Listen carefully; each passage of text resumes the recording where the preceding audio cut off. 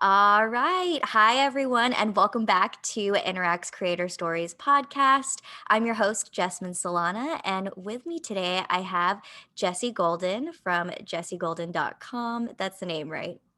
Yep. I want to make sure that I got your website right. Yep. Nailed it. Right? Woo! So a little background on who Jessie is. So she is actually a health coach that's focused on helping women develop healthy relationships with food and pursue any aesthetic tongue twister there, any aesthetic goals in a healthy way, which I love that you put that in there because I think that's a key point and I do want to get into that at some point. But Yes. you are certified by the Institute of Psychology of Eating, and your business actually came about because you were passionate about this area and you became an expert in it after having your own battles with food in your body and overcoming all of that, which played a big role in your journey. So now you are actually fully self-employed after leaving your corporate job in 2019. And since then, you've coached hundreds of women and you already scaled to six figures in revenue within 1 year of leaving your corporate jobs. It's awesome. Yes. Yeah. It's been an exciting ride so far. That's really impressive, to be honest. I've you see it online all the time, and I think that's one of the biggest selling point in a lot of people's courses is how do you get to that point and how do you get there quickly and how does it make sense? But Hmm. besides that, I would love for you to tell us a little bit more about your business. And like I said, pointing out that you teach people or women specifically how to do this in a healthy way, I think is a key point because, there's all those kind of, what do they call them? Like fad diets? Is that the correct term? Yes. Yeah. Yeah. So my business started out solely focusing on helping women develop a healthier relationship with food based on my own history with food, diets, just a whole obsession with all of it, which was a product of a lot of things, right? Emotionally, I was not in a proper place. My self-esteem, my self-worth I started dieting when I was like 16. So I think any teenage girl can relate to that being a very tumultuous time. Oh, And yeah. then coupled with like a lot of misinformation in the health and fitness industry about what you should be doing. I mean, now we're seeing a ton of keto. No offense to anyone who's doing keto. It's not a magic pill, all these things Yeah. you think you need to do. And oftentimes that can end up hurting your body and your mind a lot more in the long run. Yeah, I actually started following you on Instagram and partly for this, but also mostly because I was really interested in your mission and kind of how you say it. Because I've even been going through this recently. I know a lot of people can relate that last year was not the year of healthy habits, I should say. I did not move at all last year. I was like, the world is ending. I don't want to work out. I don't have access Hmm. to a gym. It was so hard to get equipment and all of that. And, you read now, like after a year, it's like, okay, I gained some weight and I want to get back to a healthy point. But, I don't want to take any of these fat burners. I don't want to, not eat all day. I don't want to just drink juice. Like, how do I do this so I can still feel good and not have to sacrifice some of the stuff that makes me feel good at the same time? Totally. And that balance is what makes it sustainable. And I think so many people are just focused on the quick fix in today's society. Hmm. Like, instant Instagram, everything is instant. And looking at someone and saying, hey, it's okay if you have goals, but it might take you like 5 times the length that you're used to with these drastic programs. Are you Hmm. prepared to do that? And some people say yes, but when it gets down to it, they're not. Just like building a business. It's like it takes Yeah. consistency and Hmm. not doing extreme kind of get rich quick schemes. You have Yeah. to build trust with an audience. Well, you also have to do the same thing when it comes to your food habits. Exactly. So speaking of, take us back to the beginning. And I know you mentioned that your own journey had a lot to do with where you got your business to how it is today. So take us back to the start. Tell us how it all kind of came about. And I know you also had a corporate job, so I'd love to hear more about how you decided to just go for it. Yes. So I started, let me go back to my first corporate job. So I was working at a public accounting firm, which was my first job outside of college. And the first, I remember coming home for Thanksgiving and I was looking at my cousin and I was like, there has to be more to life than this. Like, this will not be the rest of my life of just showing up to this job that I hate.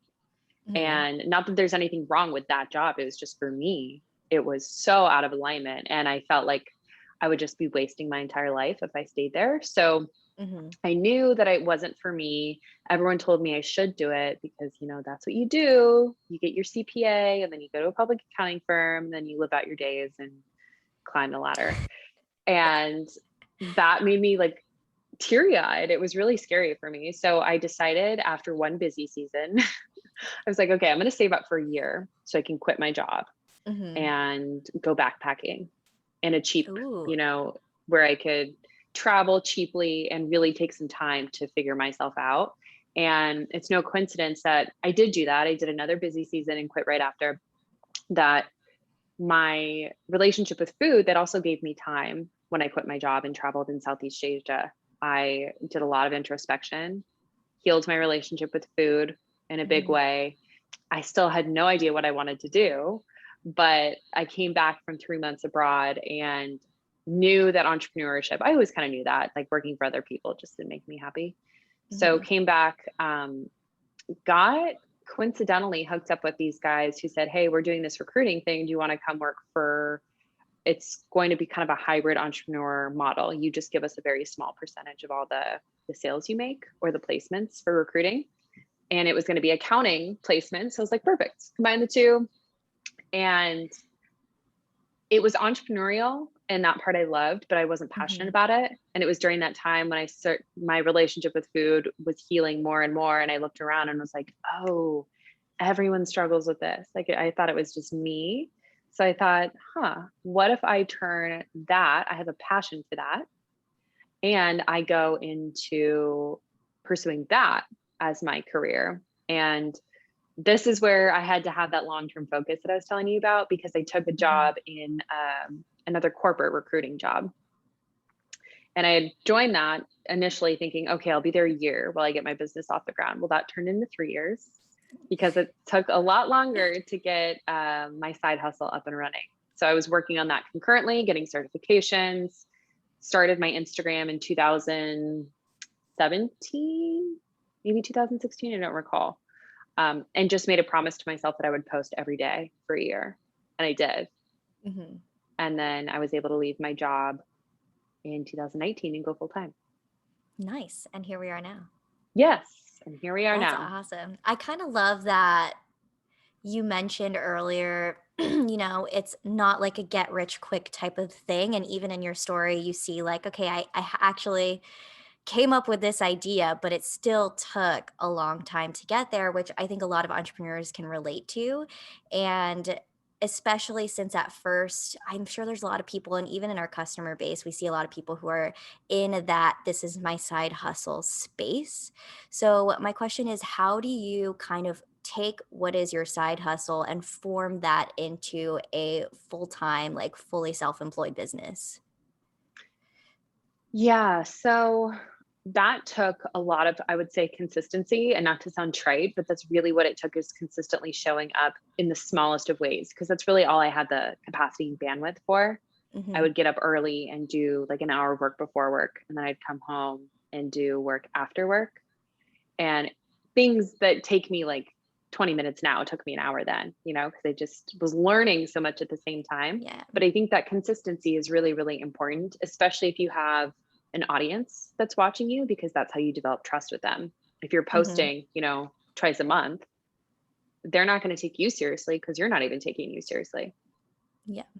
So I think that is the biggest thing. And then I also hired a business coach. I hired a couple, but one proved to be really actually helpful for me. And that Nice. fast tracked and condensed my process big time. I'm really interested in like coaches and mentors now. So I find that super interesting how much of a difference it makes for people. And I'm not there yet, but just you saying like, oh, I hired somebody and they kind of helped me condense and take it faster. That's really interesting. What I guess were some of the things that you learned along the way in that point where you finally hired a coach and you were like, okay, here's how I can do this better and how I can do it more efficiently? The big things that I learned were just classic marketing and sales. And being in Mm, recruiting, I had sales experience. I just didn't know it was sales. I was selling people essentially yeah. and selling positions to people. But marketing, copywriting, sales, people aren't attracted to you saying, "Oh, just like hit the link in my bio. I have some one-on-one spots." They Mhm. want you to take them through their transformation. Like, where are they now? Where are they going to get to? What is the program called? That is something you can sell. Saying I have a Yeah. one-on-one spot available, that's not selling them anything. Yeah. Yeah, that makes a lot of sense. And you mentioned that you have a couple of like, why can I talk today? You have a couple of programs or courses. Is it two or is it both in one? And what part does it actually kind of serve? Yeah, so I have two. I have Food Freedom Evolution, which Hmm. is my signature course, and that takes women to food obsessed to really free and more intuitive with food. And I just released this is a group coaching program while I refine my process, which is another tip I would recommend is to make sure you actually have experience working with people one on one if you're a coach, right? Hmm. Um, and that is how to make aesthetic changes sustainably in a way that honors the health of your body and your relationship with food. Ooh, I love that. That's awesome. So, in creating these courses, how much, I mean, I know this sounds like too much of math, not to make it sound like it is set in stone, but how much of it is from your own experience and what you're currently learning and constantly learning as you go, but also from what you learned in your certification and things that you see online, or I guess research, not online. Yeah, that would be a sketchy source of information. Right? Don't do Uh, that. yes, especially in in the health and fitness space, there's so Yeah. much crap out there. But so I studied at the Institute for the Psychology of Eating, Mhm. and that was my first certification. And then I got my precision nutrition, which is one of the um, most renowned evidence-based nutrition certifications out there. And that fundamental, that combination of the two was super important. But Mhm. really, what I've learned as a coach is that knowing something is step one, but in order to actually elicit a transformation with a client, you have Yeah. to actually have emotional intelligence and motivational interviewing skills, how to get them Mhm. to change their behavior, how to relate to them. I mean, there's so much that goes into it that just telling someone to do something Yeah. is not helpful. Yeah. Yeah, that makes a lot of sense. Mhm. And um what I guess if you so you're actually the first person that I interviewed that for Creator Stories that is in nutrition. So I have a lot of interest in what are the steps that you need to take to kind of become a credible nutrition coach. I know there's certifications and stuff like that, but how do you, how do you, I guess, convey that in a way that isn't just certifications, but also through what you say and what you do and all that? Yeah, and I think this is a really important topic because it's something I'm not a registered dietitian. And Hmm. so you have to really know your scope. So I can't treat anyone with medical conditions via nutrition. Yeah. I wouldn't say like I can treat your diabetes for you, or give you a meal plan. That's illegal. So knowing what is within your scope and outside of your scope is really, really important. Hmm. And what was the second part of your question? Just like how, like, what are the steps that you need to take in order to be a credible nutrition coach? I'm like trying to say it correctly, but does that help? Yeah. And this is where there's so many debates. I'm sure if you spend any time on social media, you'll see so many camps that are so divisive because Mhm. they're the people who have the qualifications, the letters behind their name, and they're still sharing things that are not rooted in science. Yeah. And then there are other people who are really focused on learning from the researchers, from the PhDs, from the experts Mhm. in their field. And then, so for me, I'm not portraying myself as a doctor. I'm Mhm. not saying I'm a researcher. I'm leveraging the work of people who are doing that. And then I'm translating it in a digestible way to clients to help move them forward. That So makes a there's lot a of sense. difference Yeah. between a coach and someone Hmm. who's, face down in the research. I'm relying on, trusted resources Yeah. to relay that information, Yeah. and then I disseminate that and help clients with it. So, for anyone who is interested in the nutrition space or kind of in it, want to get started, they're also super passionate. What are the credible resources, or how do you research that properly in order to make sure, like, okay, I want to make this an actual business. I don't want to be, a sketchy one, I guess you could say, for lack of better words. Totally. But, this is something that I really want to do. I just want to be credible in doing it. There are some good ones. So in terms of, I really like a couple um, people, organizations. So Barbell Medicine, I think, is a really great company that focuses on the evidence. Hmm. Lane Norton, and he has a research review that's really, really popular. And again, evidence based. Renaissance periodization is another that you can learn a lot from. Um, and they're not giving you certifications, right? This is more Hmm. if you want to stay up to date on the latest research. Martin, I think it's Martin Nutrition University, is really popular in the UK Hmm. as a very legitimate nutrition school. So that would be something to consider as well. And then also, as I mentioned, precision nutrition, which is what I did. That makes a lot of sense. Interesting. Yeah, you see it online all the time where they're like, check your credible resources. Even in school, you have to cite really specific types of papers. And so it's really interesting how it kind of, I don't know, correct me if I'm wrong, compared to kind of other types of coaching businesses out there, whether it's like marketing or copywriting, this does take a little bit more work than, you know, copywriting formulas, for example, or like looking up how to write an email and so on. Yes, for sure. I mean, and this is where it's a little, because you're dealing with someone's health, right? Yeah, yeah. And that's a big deal, emotional and physical health. So there should be constraints there. And then when you look at business, I think there's become a lot more awareness of people who are just selling you through marketing. You can be a Mhm. really good marketer, but not actually have quality products on the other end of that. So you can make a Yeah. lot of money and then your results are crap.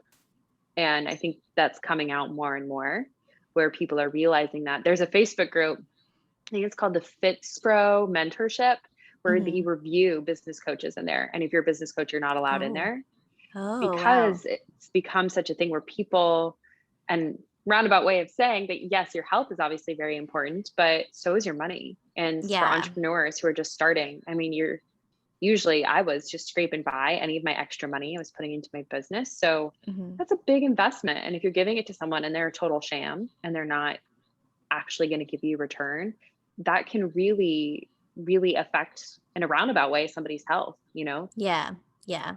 Yeah, which I think we had talked about when we had our first intro call. We talked a little bit about how, your relationship with food and I guess just like how you take care of your body in general, how that affects you. And especially if you're an entrepreneur, there's a lot of stress that comes along the way. So, in your own experience, what are some things that you do for yourself to make sure that, you're like, okay, I'm running my business, I'm doing well, I'm making sure I get everything done, but I also want to take care of myself at the same time?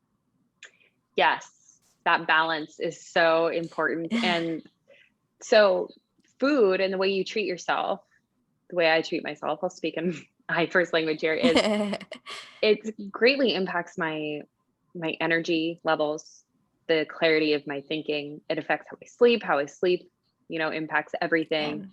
Exercise, having the energy to exercise, and then actually completing exercise, that makes, releases endorphins, helps with my mood, helps with my energy. So all these things are really important.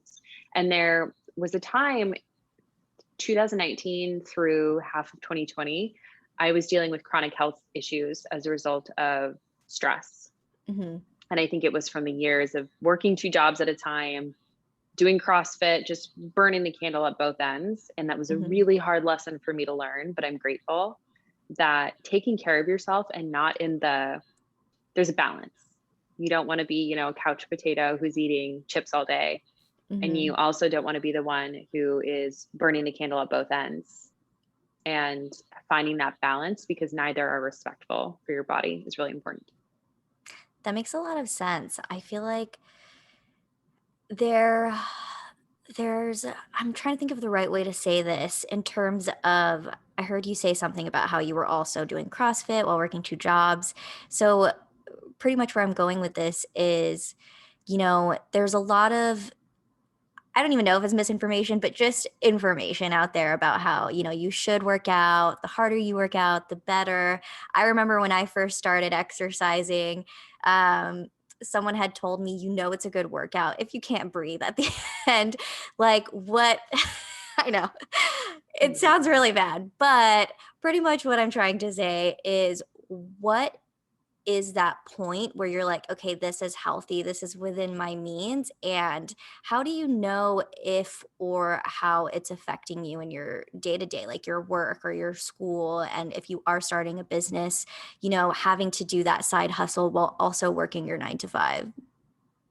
Yeah, there's the Goldilocks effect of not too little, not too much. Hmm. And that's really important to keep in mind when it comes to exercise specifically, because exercise is a stressor unless you're doing like leisurely walking outside. Sometimes really chill yoga, that can be stress reliever. But Hmm. even if it feels good in the moment, that's a stressor on your body. So Yeah. you have to consider that your body's going to perceive that differently than your mind is sometimes. So Mm. you can pay attention to your biofeedback. Your body's always going to be telling you. It's just that most of us are moving too quickly throughout the day. We're living too much Yeah. in our heads to notice. So if your sleep starts to suffer, if your digestion starts to go off, if your menstrual cycle is affected, if you're a woman, your Hmm. mood, your energy, all these things are giving you clues, and your body's saying like, "Hey, we're trying to alert you here, something's wrong." That's very interesting. That's Mhm. very interesting. Wow. This is so new to me. Well, I'm glad. I think it's so important. I'm really passionate about especially the stress component. Yeah, yeah. What are some things that you're currently doing to make sure you're keeping yourself in check? So you're running your business, right? And I'm sure even though it grows, there's still challenges and obstacles that happen along the way. And how are you checking in with yourself to make sure, like, okay, let me kind of practice what I preach? In terms of balancing everything, Yeah, and just like as you go, as new things come about, as you're trying to grow your business, new stressors come, maybe it's totally new and, it's not a problem you had to deal with before. mhm. So I've been working on not glorifying the hustle and the need to be busy all the time. So I Mm, made an effort last year to really focus on automating as much as I could in my business. And because I wanted to grow, and there was a bottleneck of my time. My time was the bottleneck. And so creating courses, self-guided courses where mhm. it was at a cheaper price point for the client, and but that didn't require my extra time, was huge for me. That alleviated so much stress, and then gave me more opportunities to be creative in doing and creating the content that I really like. So starting on YouTube, I want to start a podcast this year. I could be posting more on social media, all of Mhm. those things, but I wouldn't have been able to do that on top of working with a bunch of one-on-one clients, because then my energy would be totally depleted. So I think it's a Yeah. matter of looking at where you want to go and being comfortable with like not stressing yourself out. I Mhm. think it sounds strange, but if you're kind of a hustle type A type of person, a high achiever, then it almost can feel uncomfortable if you're not Yeah. going every second. Yeah, that was something that I did notice on your Instagram that I loved because I've been in that space for the past few years. And especially working at an early startup, it's easy to feel like I just have to keep going. I remember when I first started, um, I don't know, there was just so much kind of momentum and I guess a little bit of pressure as well. And, you want to show your worth and like do really well. So at one point, I was working from like 9 a.m. to like 8, sometimes 9 p.m. at night, like just super long hours until finally I had a one on one with my boss, our CEO. And he was like, I would rather you like give your 100% and then take your rest and like actually take care of yourself versus giving me 120, 125%, then you burn out and you can't do anything Mhm. later. Right. And now it's just, it hurts you, it hurts the company. And so you need to think of yourself first. I love that. What a good boss. Mhm. I know he's awesome. That might be biased, but I mean, that's a rarity, so hold on to that one. right. I've also been here. I'm actually hitting my 4 years here now. So that's also why I'm still here. Just That's great. awesome. Yeah. It's just like things like that, I think, are super important to instill early on, especially if you're starting your own business. I work in an early startup, so it's not really the same kind of stress as somebody who's an entrepreneur. They're self employed, they want to get it up and running. Mhm. But, there is still challenges that come along the way when you're the only one in the marketing department, right? And like this is Mhm. kind of all on you. And so I think that was really important to instill early on, like, hey, take care of yourself and, everything else will kind of figure out itself along the way and it will kind of Mhm. fall into place where it needs to go. Totally. Yeah, and I think there will be seasons of sprinting, during Yeah. a business, but just making sure that it's just a small season and it doesn't turn into the entire year. Because if you can't sustain it, then what's the point? Yeah. Yeah. Exactly. Exactly. So earlier you mentioned how you had only planned to be in your second corporate job for a year and turn into 3 years. A question that I have based off of that is how do you make sure you do not fall into this hole of another year or okay, another year? And how do you finally make that leap? Yeah, for me, it was never for a lack of effort. I felt like I was getting so close, so close. And then honestly, my health, because it was deteriorating from the chronic stress, I it was almost, and I hate to get woo woo on you, but No, do it. I feel like almost when I invested in that business coach, it was like I made a declaration energetically where I was like, this is going to work. Like, I've had Mhm. enough of this. This is my time. And even before I opened my program, which sold out right away when I opened the doors, I just decided and I quit. I put in my notice at my job and was like, this is Yeah. going to work. So I don't know if that's the most like strategic plan, but I built like I wouldn't advise someone to do that. Like, hey, I've been posting for 2 weeks. Now I'm gonna build or I'm gonna quit my job. But Mhm. I built my foundation for a year and a half, 2 years at that point. And while financially someone might say, you're not like totally in the place, I was like, I'm gonna get to the place. Yeah. And now I have all this extra time and freedom and like energy to take care of myself. And I feel like, I don't know, sometimes when you just make a declaration that something's gonna happen, it's like something out there conspires. It's just like, Yeah. okay, we're gonna make it happen. I love that. Isn't that what manifestation is all about these days? I've been seeing it everywhere, just like kind of manifest what you want and it will Hmm. happen. Totally. And I think people think they can just like chill on the couch and like visualize it. And Yeah. like you have to work, but I think it's also being like, you have to have that level of self-worth and that knowing of like, this is going to happen. Yeah. And I think too, I love that you made that declaration and then just did it because I think sometimes it just needs that first step to Hmm. jumpstart that actual process of everything kind of forming into place. And maybe it wasn't 100% manifestation, but it just gave you enough kind of energy and motivation to do the work that you needed to do to get to that place. Yeah. I think it's like be, do, have rather than have, do, be. So you just kind Hmm. of decide, I am this person. Hmm. And then once you kind of shift your identity as like, okay, I'm a full-time business owner now, I'm a full-time entrepreneur, then you show up that way. Then other Yeah. people receive you that way. It's like it Yeah. all is a funnel that works together. Did you have any kind of, fear around going into a space that was growing really rapidly? There's, especially on Instagram, right? And we even talked about it earlier, there's a lot of people who are online, saying they are all about nutrition and health, but maybe not recommending like the correct things. They don't have the right sources or right credibility. Was that scary for you to go into a space that was growing? And you're like, I'm going to do it.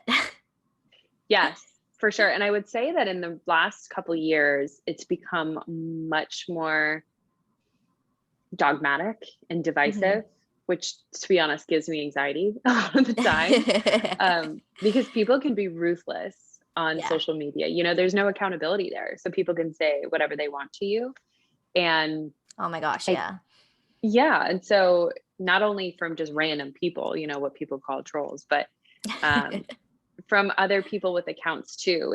I feel like we've lost touch with wanting to help people, Mhm. and it's become a war of identities of this is like I'm a keto like diehard and you're vegan and carnivore, and everyone's just at war with each other rather than being more agnostic and just saying, hey, why don't we just focus on doing what's best for the client, for the Yeah. people, Mhm. and have civil conversations like adults. But I mean, you see that in everything now. Like every topic known to man, I think, is divisive now.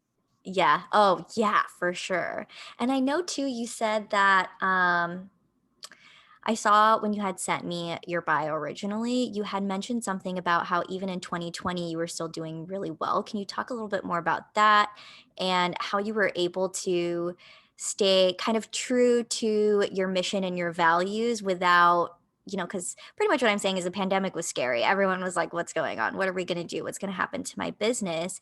And how did you, you're already working through this really competitive space and now you're in a pandemic. How did you work through that and how were you able to overcome those challenges? Yeah, so the automation that I was telling you about in the release of my Mhm. course, so I built a webinar funnel, and that was really helpful for me in Nice. terms of being able to scale more that way and not have to be on sales calls all the time, because that was my approach previously. So that was really helpful.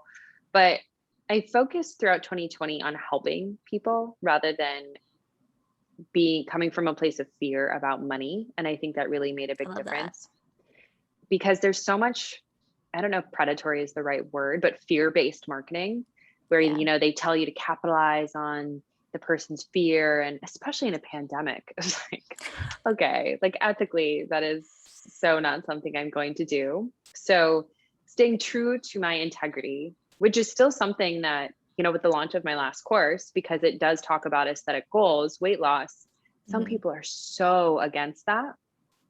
Yeah. And so but I had to sit back with myself and say, there is a way to achieve it in a way that is like healthy and sustainable. And am I just going to cater to what everyone says I should do, or am I going to be in integrity with myself? And so I think Oh, that I love that. integrity actually served me in 2020 of just being a genuine person trying to help people. Well, of course, acting like a business owner and Yeah. watching my bottom line, but I just wasn't willing to compromise my values, basically. I love that because in the like podcast interviews that I've done so far, I feel like that is the number one thing, especially if you're an entrepreneur to keep in mind is just staying true to your brand and, to what you stand for. And that makes a much bigger difference than trying to, freak out and say, like, okay, like I need to get XYZ. So I'm going to kind of do something a little sketchy. Totally. Because, Right. I mean, especially when you're smaller, you might have the temptation of thinking, oh, like I can just do it now. There aren't that many eyes watching me. And that shit will follow you. You know, Hmm. people will, you're going to have to live with that. Right. But, Yeah. and then it becomes easier. It's just like, it feels gross. You don't want to be that type of person.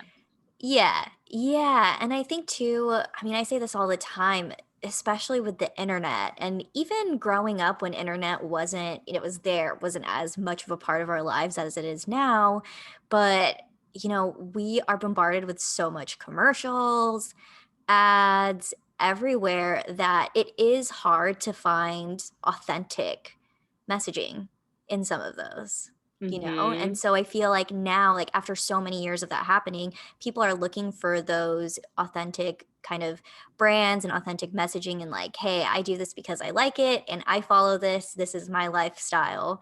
Um, so that's why I want to give it to you, or like I want to show you how to do it also. Yes, exactly. Just that internal alignment of I'm just sharing from my heart, basically. Yes, exactly. Yeah, I love that. Trying to think if I had anything else. I always do this at the end of podcasts. I just want to make sure I get everything out, but I guess worst case, we're going to have to do another episode and Yes. continue on. But I really love what you're doing. And like I said, I follow you on Instagram now because I'm like, this is awesome. I think, especially too, in a time where, I think, of course, mental health is a big thing, but you never think of how some of the everyday things that you're doing, like eating, contributes to that, right? Hmm. What you put in your body also contributes to your mental health. So I think what you're doing is great. Thank you so much. Of course, of course. So I guess to close out, I have a couple of last questions just to give people a chance to get to know you a little bit better and then also close out. So before I do close out, what are three things that most people wouldn't know about you? Oh gosh. I'm from New Mexico. Oh, I did not know that. Yes. I am just under 5'11", so I'm very tall. Oh, nice. And I'm one of, so my mom had four, my parents had 4 kids in 4 years. So me and my siblings, I'm one of four, almost like Irish twins, all four of us. Whoa, that's a lot of work. Props to your mom. I know. It's insane now that I'm an adult. Yeah, I totally get that. I don't have kids, but I just like, you're at that, I'm in that space where you see everyone starting to have kids. And so I see it, I feel it. Yes, I was just convinced completely out of getting a puppy. I was like, I'm gonna get a dog. And Really? everyone was like, no, do not get a dog. So if that is a stretch for me, I can't Mhm. imagine having 4 kids. I know it is. I mean, I do have a dog, but she is a family dog. So um, when I took her in, she's already like potty trained, knows exactly how to act pretty much. And so it was a lot easier when it was just me taking care of her versus when she was a puppy. I remember it was crazy. It was just craziness. You have to be Yes, home that's what all the everyone time. said. Yeah. Mhm. It's mostly because you just have to watch their every move. It is like a toddler. Like you Yes. always have to have your eye on them. And then like forever because you have to come home every couple hours or whatever. I don't really know how to take care of a dog that well, but Yeah. Um, but my last question is if you could give yourself a single piece of advice at the start of it all, what would you say? I would say to double down on what I actually want to do sooner rather than trying to emulate what other people are doing. I love that. I love that. That's Yeah. awesome. It's a good advice. All right, Jessie. Well, thank you so much for being on our show with us today. Thank you so much for having me. It was such a blast. Of course, of course. And guys, if you are listening out there, you can find Jessie at, can you let them know? Yes. So my Instagram is Jessie, JESSIEM Golden. And you can go to my website at Jessie Golden, JESSIE Golden.com. Perfect. We will also link this in our transcripts if you are looking for that. And then, of course, you can listen to our podcast through audio, but also check out our YouTube if you want to see the video as well. All right, guys. Bye.